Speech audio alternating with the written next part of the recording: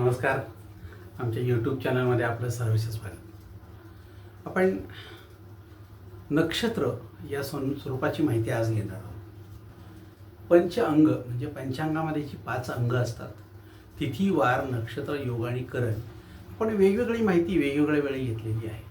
त्यातली जी नक्षत्र आहेत त्यातलं आज आपण 6 नंबरचं नक्षत्र जे आहे ते आपण पाहणार आहोत. ते आहे आरद्रा. थोडासा अपभ्रंश म्हणजे वाचताना लोक याच्यावरचा रफार न वाचता आद्रा असं पण म्हणताना मी पाहिलेलं आहे. म्हणजे नेमका उच्चार काय हे न कळल्यामुळे आद्रा नक्षत्र असं म्हणणारी पण मंडळी फार मोठी आहे. असू द्या, तो त्या व्यक्तीला न वाचता आल्याचा दोष आहे, तो काही त्यांची चूक असं म्हणता येणार नाही. पण याचं मूळ नाव आरद्रा. आता हे नक्षत्र मिथुन राशीमध्ये येतं. ज्या व्यक्तीचे रास मिथुन आहे त्या राशीमध्ये एकूण 3 नक्षत्र येतात. त्यामधलं एक आरद्रा. हे जे आहे हे साधारणपणे 21 जूनला या नक्षत्रामध्ये रवी प्रवेश करतो. 21 जूनला म्हणजे 7 जूनला पाऊस सुरू झाला की 15 दिवसानंतर ज्या पावसानं आपल्याला दमवलं जातं, कंटाळतो आपण लगेच, असा कालावधी म्हणजे बरोबर आरद्रा नक्षत्र. पण आपल्याकडे ते दर महिन्याला येतं. रवी ह्यात येतो हा भाग वेगळा, आणि दर महिन्यात नक्षत्र येतं त्यावेळी चंद्र आपल्या नक्षत्रात आलेला असतो. हा दोन्हीमध्ये फरक आहे. बघूया आपण आता हे नक्षत्र काय आहे. ह्या नक्षत्राचं वैशिष्ट्य असं की या नक्षत्रामध्ये श्वान नावाची योनी आहे. बघा या नक्षत्राची. श्वान या शब्दाला मराठीत अर्थ आहे कुत्र किंवा कुत्री. आपण हा शब्द वापरला तर भांडणं होतील उद्या, पण जो मराठीत शब्द आहे त्याला पर्याय काही नाही आहे. त्यामुळे आणि आपला बोलीभाषेतला शब्द आहे तो. आपण हा शब्द व्यक्तीसाठी किंवा वाचक समूहासाठी, व्यक्तींसाठी वापरतो. बघा, कुत्रा हा शब्द आपण वापरतो म्हणजे आपल्याला त्यात काहीतरी लक्षणं दिसली का, हो असं असलं पाहिजे. मांजर का म्हणला नाही, बैल का म्हणला नाही, हत्ती का म्हणला नाही, कुत्रच का म्हणला, तर त्याला त्याच्यामध्ये शिवी आहे आपल्याकडची एक. कुत्रा मला असा म्हणाला, तर ते का दिलं त्यानं, तर त्याला त्यात काहीतरी लक्षणं दिसली असली पाहिजेत. आणि म्हणून आपण त्या व्यक्तीच्या लक्षणांचा विचार या नक्षत्रावरून करणार आहोत. मुळात आता हे नक्षत्र जे आहे ह्याची एक कथा आहे, लक्षात घ्या. वृष म्हणजे बैल, या वाहनावर आरूढ असणारी रुद्र म्हणजे शंकर ही देवता आहे. या नक्षत्राची ती देवता आहे शंकर. ही कशावरती, बैलावरती आरूढ आहे. म्हणून शंकराच्या, महादेवाच्या देवळात बाहेर नंदी असतो बांधलेला. आपण त्याला बैल म्हणत नाही, नंदी म्हणतो, नंदी. बघा तुम्ही असं जर बघितलं तर असं लक्षात येईल आपल्या की या रुद्राला एकदा इच्छा झाली की सर्व पशूंनी मी युक्त व्हावे, म्हणजे माझ्याकडं सर्व पशु असावेत आणि ते माझ्या ताब्यात असावेत. आपण म्हणतो की काय दूध महाग झालं, एखादी म्हैस ठेवावी किंवा म्हैस विकत घ्यावी, पण सोपं नाही आहे. तसं ते आहे. त्याला एकदा इच्छा झाली की सर्व पशूंनी युक्त व्हावं, सगळे पशु माझ्याकडे असावेत. मग त्यासाठी त्याला काही देवांनी सुचवलं शंकरांना की तुम्ही आरद्रा नक्षत्राची उपासना करा. याने उपासना केली आणि उपासनेचं फळ आरद्रा नक्षत्राच्या त्यांना असं मिळालं की ते या पशूंनी युक्त झाले आणि सगळे पशु त्यांच्याकडे होते. हा हेतू सिद्ध झाला त्यांचा. म्हणून जो कोणी या नक्षत्राची उपासना करेल त्याच्याकडे पशूंची समृद्धी असेल. सगळे पशु असतील असं नाही, पशूंची समृद्धी असेल. मग ते कोणते तुम्ही पशु ठेवता, ते म्हशी असतील, गायी असतील, मांजर असतील, घोडे असतील, उंट असतील, काय तुमच्याकडे जे असतील ते, कुत्र असेल, तर त्याला आपण म्हणतो की पशूंची समृद्धी म्हणजे पशु असणं आणि ते समृद्ध असणं, त्यांच्यासाठी सगळं मिळणं आणि त्याने आम्हाला काहीतरी देणं, याला समृद्धी असं म्हणतात. त्यामुळे हे समृद्ध होतं. म्हणून या कथेच्या भागामध्ये सांगितलं की आरद्रा नक्षत्र जे आहे त्याच्यावरची व्यक्ती, ज्या घरामध्ये पशूंची समृद्धी आहे अशाच घरामध्ये या व्यक्तींचे जन्म होतात. ऑलरेडी पशूंची समृद्धी असते, नसेल तर घेतील. त्यामुळं ह्या व्यक्तींचा स्वभाव कसा आहे, आता या नक्षत्रावर जन्मलेला जो जातक आहे हा अतिशय नम्र स्वरूपाचा, मजबूत अंतःकरणाचा, म्हणजे कोणीतरी काय म्हणलं की लगेच रडून डोळ्यातनं पाणी काढणारा नाही, मजबूत अंतःकरणाचा, बुद्धिमान आणि संकटाला कधीही न गडबडणारा, ज्याला आपण म्हणतो धैर्यवान असा आहे. धन दौलतीच्या सुखापासून हा वंचित राहतो. याच्याकडे धन दौलत असत नाही. पशु असतील पण धन दौलत असेलच असं नाही. त्याला चांगली कामं करण्याची फार आवड असते. त्यामुळं किरकोळ कामात तो लक्ष देत नाही, पण ही किरकोळ कामं त्याच्या मनाला त्रास देतात आणि मग त्या किरकोळ कामानं तो वैतागतो.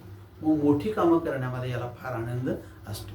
मग अशा स्वरूपाचा हा मोठी कामं छान, लहान कामं करणार नाही. म्हणजे किरकोळ व्यापारी हा होणार नाही, म्हणजे हा होलसेलर असणार. अशा स्वरूपाच्या कामांमध्ये अडकलेला माणूस हा आर्द्रा नक्षत्रावर जन्म घेतो.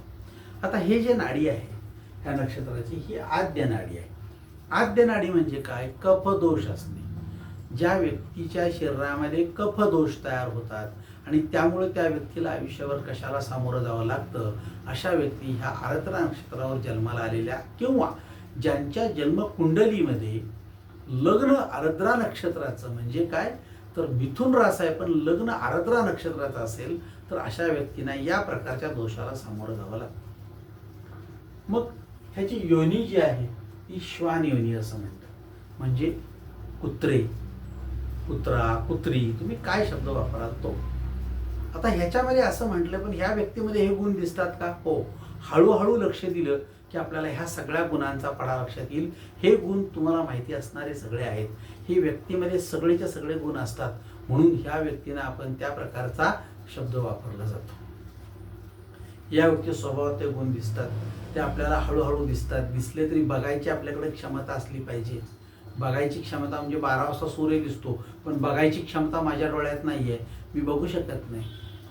बघा, वेल्डिंग करतानाचा माणूस, ते मला दिसतंय ना, पण मी बघू शकत नाही ना, माझे डोळे खराब होतात. म्हणजे बघायची क्षमता आपल्याकडे असली पाहिजे, म्हणजे आपल्याला ते कळलं असलं पाहिजे. तसंच आहे ते. नेहमीच माझ्यामुळे हे सगळं चाललंय ही भाषा ज्यांची असते, माझ्यामुळे सगळं चाललंय म्हणजे गाडी खालचं कुत्रं, ही भाषा श्वान योनीच्या लोकांची असते. मी आहे म्हणून सगळं चाललंय, मी सगळं करतोय, ही भाषा आपल्याकडं पुढाऱ्यांची आहे. मग आपल्या तुमच्या घरात कोण आहे का बघा असं ते. ह्या व्यक्तीला अहंकार आणि भ्रम घेऊन जगतात. माझ्यामुळे हे सगळं चाललंय, माझ्यानंतर हे काय असणार नाही, अशी प्रवृत्ती आहे. अतिशय इमानदारीने हे लोक जगतात.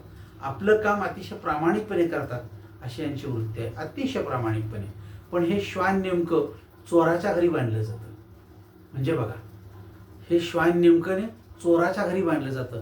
म्हणजे ज्या घरामध्ये अनिती आहे, ज्या घरामध्ये 2 नंबरचे पैसे, ज्या घरामध्ये नीतीनं काही काम होत नाही, अशांच्या घरी कुत्रं बांधलेलं असतं.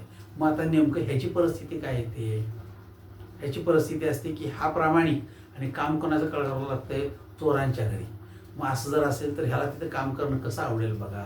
म्हणजे शाकाहारी माणसाला मांसाहारची जी जेवण आहे ते करायला लावलं तर त्याची अवस्था तीच होईल. त्याला विचारलं चांगलं झालंय का? तो म्हणला मी बघितलेलं नाही, मी बघत नाही, तू बघ येऊन. अशी अवस्था त्या माणसाची होते. म्हणजे इच्छा नाही पण ते करावं लागतंय, अशा स्वरूपाचा प्रकार त्यामध्ये. हे श्वान नेमकं चोराच्या घरी बांधलं जातं. बहुतेक वेळा जिथे नीतिमत्ता नाही अशा ठिकाणी नोकरी आणि व्यवसाय करावा लागतो. नीतिमत्ता नाही, अतिशय चांगला पांडुरंगाच्या रोज ध्यान करणारा, पंढरपूरला जाणारा माणूस चुकून तलाठी झाला, प्रामाणिक राहू शकेल वाटतं तुम्हाला? नाही. मग टिळा कोणासाठी आणि माळ कोणासाठी? माणसाच्या व्यक्तिमत्वाच्या दुभंगण्याच्या संकल्पना याच आहेत. मला नको ते काम माझ्यासमोर आणि मला ते निमूटपणे करावं लागतंय कारण माझा तो स्वभाव धर्म आहे. असं जर असेल तर मग व्यक्तिमत्व दुभंगतं आणि मग पुढे माणसं बेकार, आपण म्हणतो की असा नव्हता, असा का वागला, तर हे कुत्रं मग असे आपल्याला भुंकताना दिसतं. म्हणून अशा ठिकाणी नोकरी आणि व्यवसाय करावा लागतो. मनाला पटत नाही असे कामे आयुष्यावर ढकलत राहतात आणि करत राहतात. पटत नाहीये म्हणजे भाकर तुकडा देणारा मालक सांगेल त्या व्यक्तीवर आणि दिलेल्या मुद्द्यावर या विषयासहित मनसोक्त भुंकण्याची जबाबदारी पार पाडायला लागते. त्यांनी खाल्लेलं मीठ असतं. म्हणजे काय? आपल्याकडे एक म्हण आहे बघा मराठीमध्ये, ती म्हणजे काय तर मोठमोठ्या नेत्यांच्या सभा असतात, त्यावेळेला मुलूक मैदानी तोफ यांचं भाषण त्याला पटत नसतं, तो ह्या पक्षातला नसतो, पण त्या साहेबांनी किंवा त्या नेत्यानं ह्याला सांगितलं हे माई मुद्दे आणि बेधडाक सभा गाजली पाहिजे, त्याची इच्छा नाही आहे, परंतु पैसे मिळतात म्हणून तो म्हणत असतो. आणि मग ते त्यांची बाजू कशी पटवून द्यायची. म्हणजे चोर नाही आहे मी स्वतः, पण चोराची केस लढणारा वकील. मी बलात्कारी नाही आहे, पण बलात्काराची केस लढणारा वकील. हा काय असतो? हेच की पटत नाही, पण ती गोष्ट पैशासाठी करावी लागते, म्हणजेच मनोविकृती आली. हा सगळा प्रकार. म्हणजे एखादा माळकरी जर महसूल खात्यात नोकरीला लागला तर रामकृष्ण हरी नोट दे हातावरी आणि मग तुझे काम करी असं जर म्हणला तर नेमका हा पांडुरंगाला न्याय देतोय का पांडुरंग लावतोय हेच कळलेलं नाही आम्हाला आयुष्यभर. अशा स्वरूपाची व्यक्तिमत्व हे आर्द्रा नक्षत्रामध्ये दिसतं. म्हणून ह्या वृत्तीतच लाळ गोटेपणा येतो आणि मग नको तिथं पाय चाटावे लागतात. हे उत्तम बुद्धिमत्ता आणि बरबटलेले विचार यातून तयार होतात. बुद्धिमत्ता उत्तम आहे, पण बरबटलेले विचार आहेत. असं जर बघितलं तर लंपटपणा आयुष्यामध्ये अर्थ, धर्म, मोक्ष आणि काम यांना बर्बाद करतो. आणि मग तो असो वा ती असो, ते आपल्याला ह्याच्यामध्ये दिसतं की चुकीचं काम करताना. अतिशय हुशार, अतिशय चांगली व्यक्तिमत्व, अतिशय चांगल्या नोकरी केलेली माणसं त्या नोकरीतून रिटायर झाल्यानंतर कुणाच्या पदरी काम करतात आपली बुद्धिमत्ता. तर ज्या व्यक्तीला अशा माणसाला काम ठेवायला घेऊन त्याच्या बुद्धिमत्तेचा वापर करून लोकांना छळता येईल अशा लोकांच्याकडं, म्हणजे आयुष्यभर पुण्य मिळवलं आणि आता रोज ते घालवतं, सगळं चुकीचे सल्ले द्यायला मी कामाला लागलेलो आहे, अशा व्यक्ती आज आपल्याकडं प्रचंड आहेत. प्रचंड आहेत. अगदी PhD झालेले प्राचार्य आणि 4थी नापास 8वी नापास अशा एखाद्या संस्थापकाकडे काम करतात आणि तो सांगतो यांना कसं छळायचं, त्यांना कसा त्रास द्यायचा, त्यांना कसा हिसका दाखवायचा हे सांगतो. मग कुठले कायदे, आणि मग हा त्यांचा सल्लागार होतो पैसे मिळण्यासाठी. आयुष्यभर बुद्धिमत्ता कमावली आणि त्याचा वापर कुठं करायचा, म्हणजे तासभर सुरी घासली आणि ती कशासाठी, तर लोकांना भोगसायसाठी. अरे काय चाललंय? श्वान योनी, लोकांच्यावर सांगितल्यावर भुंकणारं पुत्र हेच. अशा स्वरूपाची माणसं खरं आहे का नाही खोटं आहे, पण हे आपण बघतो आणि मग ही सगळी आर्द्रा नक्षत्राची देण असते. आपण बघायचं की ही सगळी माणसं जी आहेत ती श्वान ही मनुष्यगणाची माणसं आहेत. मनुष्यगण म्हणजे काय? या गणात असणारी मंडळी फार चमत्कारिक असते. ह्यांचं खोबरं तिकडं चांगलं अशी मन असते. धड ही देव पण नाहीत आणि धड राक्षस पण नाहीत. बघा, जिकडं फायदा ती बाजू आपली अशी विचारसरणी यांची असते. कधी देवासारखे जगतील, कधी राक्षसासारखे जगतील.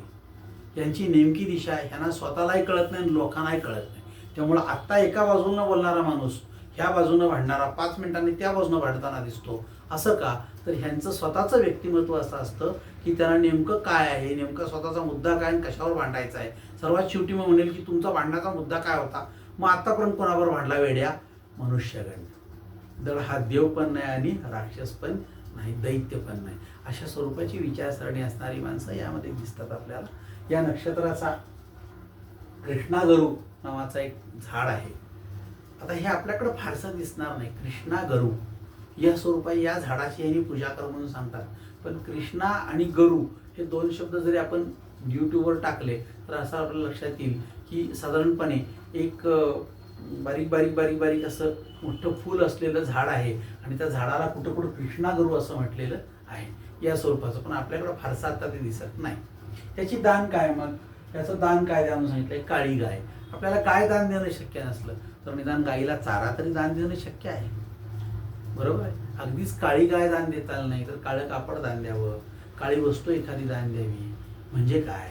तर आपल्याकडे ज्या गोष्टी शक्य आहेत त्या गोष्टी आपल्याला दान करायला हरकत नाही. त्यानंतर ह्याची देवता आहे शंकर. महादेवाची उपासना ही ह्या लोकांना अतिशय उत्तम आणि चांगली देणगी आहे, परंतु ती मनोभावी केली पाहिजे, दाखवण्यासाठी नव्हे. आता हे नक्षत्र आहे ते ऊर्ध्वमुखी आहे आणि दृष्टी आहे ती चिबीट आहे. हे 2 गोष्टी फार महत्त्वाच्या ठरतात. ऊर्ध्वमुखी म्हणजे काय? तर आपण पाहत असताना आपला म्हणजे लाईटचे कोणत्या गाडीला 2 प्रकारच्या लाईट असतात. डिम, फुल. जवळचं बघताना जवळची लाईट लावतो, लांबचं बघताना लांबची लाईट लावतो. चष्मे 2 प्रकारचे, जवळचं वाचायसाठी वेगळा आणि लांबचं बघायसाठी वेगळा. एका चष्म्यामध्ये 2 प्रकार. तसेच हे प्रकार आहेत. आपल्याला काय पाहिजे? तर ऊर्ध्वमुखी म्हणजे काय? सतत भविष्याचा विचार करणारी व्यक्तिमत्व, सतत भविष्याचा विचार करणारी. नोकरीत आहे, अजून 10 वर्ष नोकरी आहे, तोपर्यंत तो मग मी रिटायर झाल्यानंतर 10 वर्षानंतर काय, अरे आत्ता वर्तमानात जग रे, असं आपण त्याला म्हणतो. पण तसं नाही. विचारसरणी हीच असते आणि इतका विचार करतात. जगतात का नाही हे आभाग नंतरचा आहे, कारण तो आपल्या चिंतनाचा आणि संशोधनाचा विषय नसतो. पण अशी विचार करणारी व्यक्तिमत्व आहे. भविष्यकाळाचा विचार करणारी, सतत त्याच चिंतनात राहणारी. ऊर्ध्व म्हणजे वरती किंवा पुढे. ही मंडळी जगताना फक्त भविष्यकाळाचा ध्यास घेत जगत राहतात. म्हणून आपल्याला या व्यक्तीच्या वर्तमानाचा म्हणजे वर्तमान ह्या व्यक्तीने काय केलं, घालवलं जगताना, असं जर आपण विचार केला तर आपल्या लक्षात येईल की वर्तमानात ही माणसं जगतच नाही. वर्तमान हेच खरं जगण्याचं साधन आहे. पण आता जगतच असतील भविष्याचं तर काय करायचं. पण तशी परिस्थिती आहे. म्हणजे झाडं लावताना कुठलं लावावं, तुळशीच लावावं का मेथीचं लावावं का कारल्याचा वेल लावावा, नाही, आम्ही आंब्याचं झाड लावलं, आम्ही पिंपळाचं झाड लावलं. अरे ते मोठं होणार कधी, त्याला आंबे येणार कधी ना, माझे नातवंड खातील, अशा स्वरूपाची विचारसरणी असणारी माणसं ही ऊर्ध्वमुखी म्हणायची.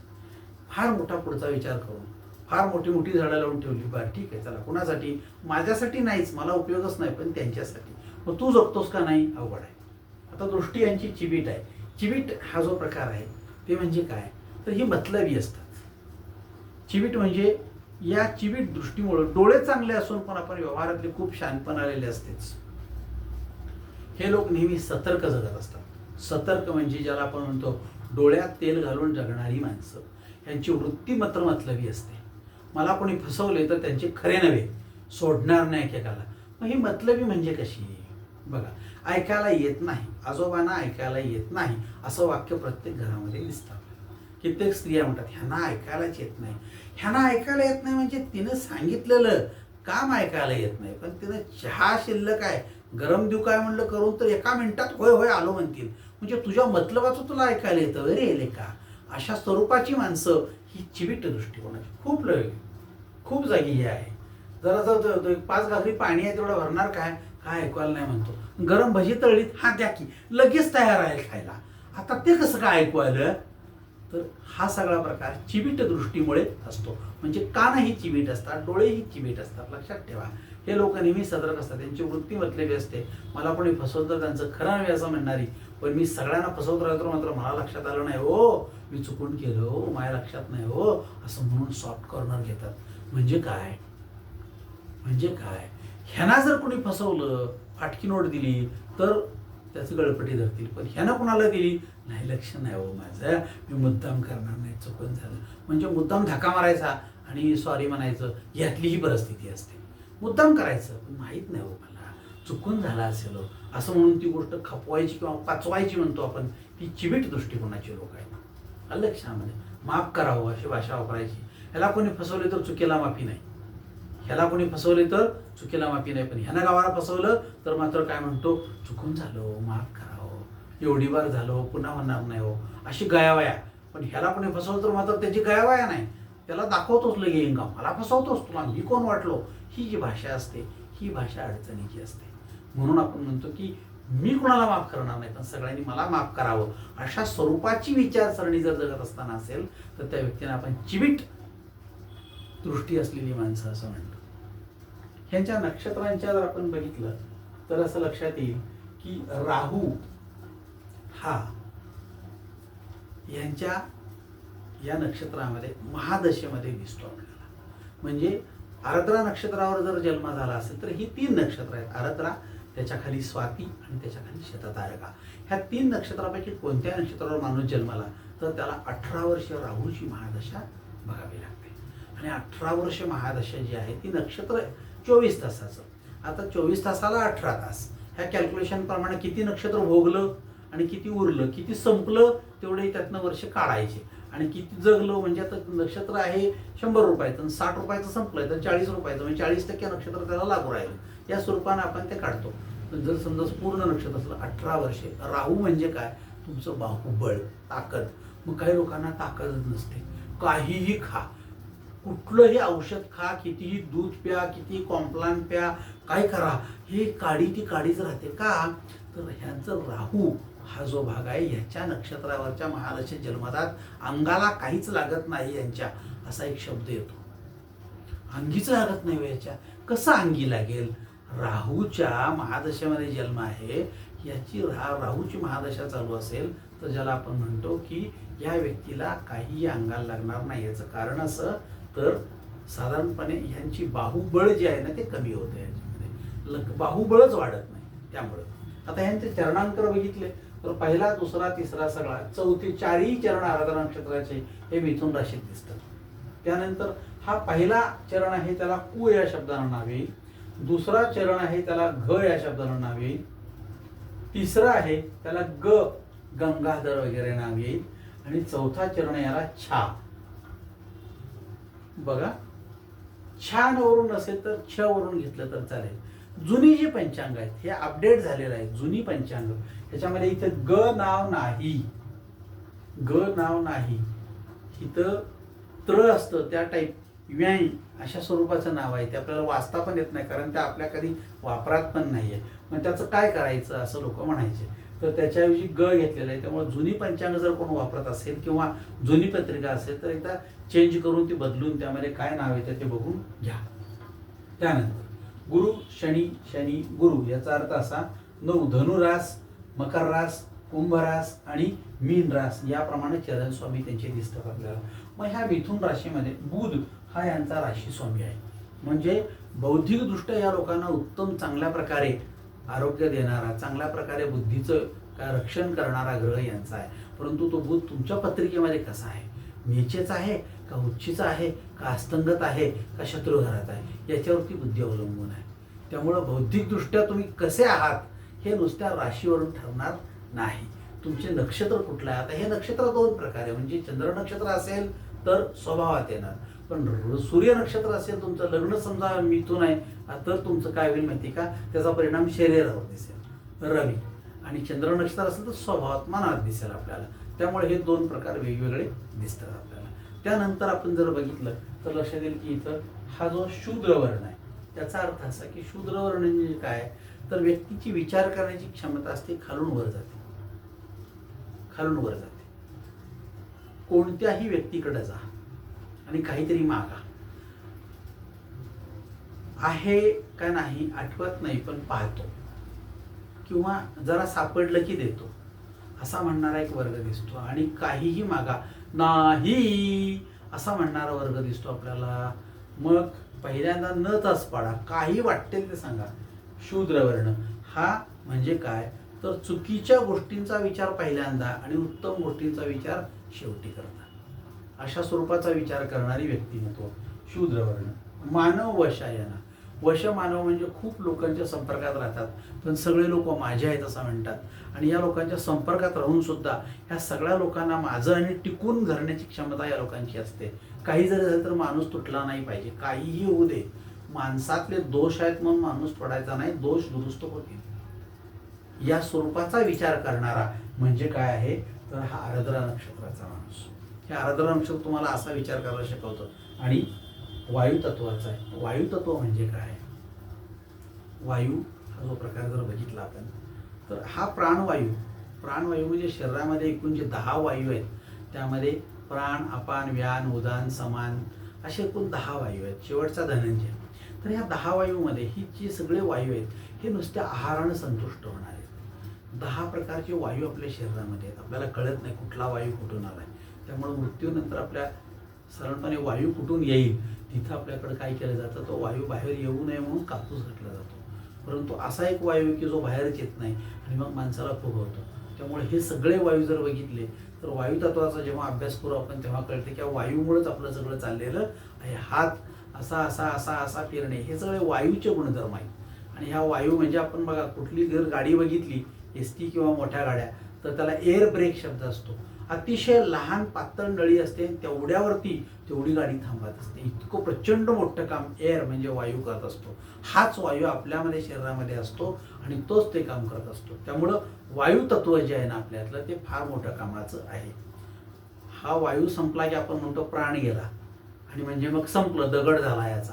तर हा प्राण वायू जो आहे तो कोणत्याही नुसत्या आहाराने संतुष्ट होतो. तशा या वायू तत्वाच्या व्यक्ती अल्प आहाराने संतुष्ट होतात.